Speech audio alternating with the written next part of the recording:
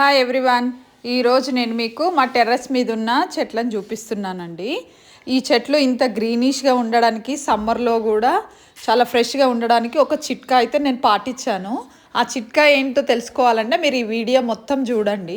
First నేను చెట్టు పెట్టినప్పుడు మంచిగా ఉండేది, తర్వాత కొద్ది రోజులు నేను కొంచెం బిజీ అయిపోయాను. సో దాంతోపాటు దానివల్ల ఈ చెట్టు ఏమైందంటే కొంచెం డల్ అయిపోయింది. ఇప్పుడు ఉన్నంత ఫ్రెష్గా అప్పుడు లేకుండే అనమాట.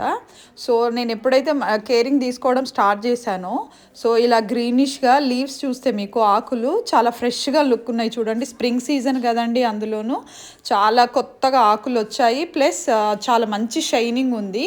ఇవి ఎల్లో కలర్ ఫ్లవర్స్ ఇస్తాయండి. అయితే మనకి సంవత్సరం మొత్తం కూడా ఈ ఫ్లవర్స్ అనేటివి చాలా చక్కగా వస్తాయి. మీకు కనిపిస్తుంది కదా, చూడండి ఎన్ని మొగ్గలు ఉన్నాయో.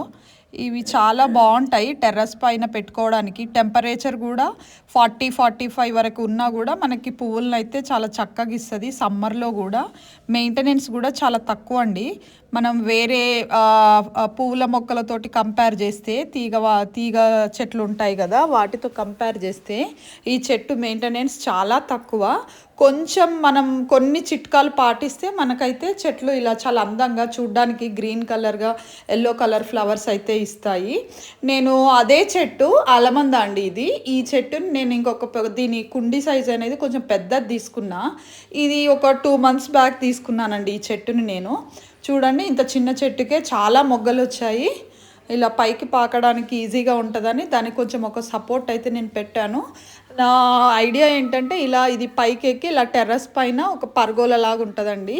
దానిపైకి వెళ్ళడానికి ఈజీగా ఉండడానికి అయితే నేను ఇక్కడ ఒక దారం కట్టి చేద్దామన్న ప్లాన్ అయితే ఉంది.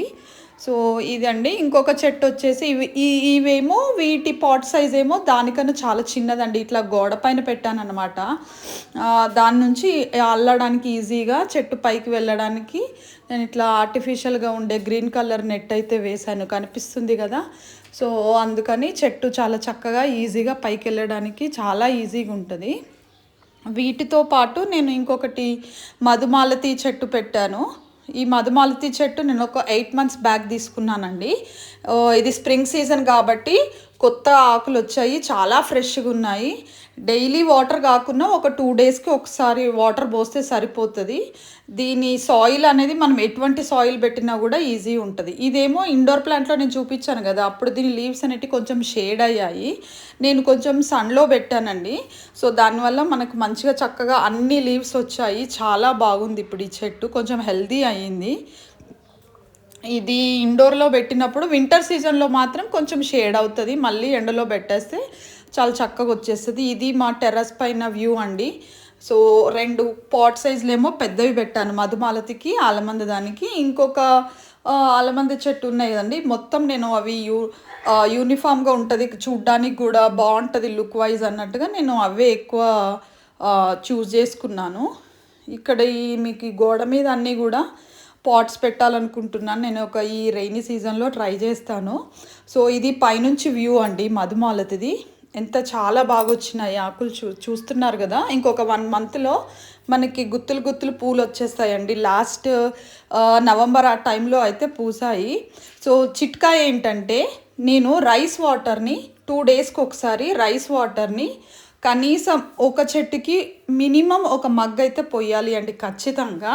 దట్టు అది మార్నింగ్ టైంలో పోయాలి. 7-8 ఆ టైంకి మనం వాటర్ అనేటి రైస్ వాటర్ అనేటి బియ్యం కడిగిన నీళ్ళు ఉంటాయి కదండి, అవి పోస్తే చాలా చక్కగా వస్తాయి. మొగ్గలు చాలా వేస్తాయి, హెల్తీగా ఉంటాయి. న్యూట్రియంట్స్ కూడా చెట్లకి అన్నీ అందుతాయండి. మీరు ఒకసారి ట్రై చేసి చూడండి, చాలా బాగా వస్తాయి మొక్కలు. మనం అలా బయట పారబోయకుండా జస్ట్ ఒక బకెట్లో పోసుకొని చెట్లకు పోస్తే చాలా బాగుంటాయి, హెల్తీగా ఉంటాయండి. మీరు కూడా ఒకసారి ట్రై చేసి చూడండి, ఎంత చక్కగా వస్తాయో నాకు కామెంట్ చేసి పెట్టండి. ఇదండి మరి ఇవాల్టి వీడియో.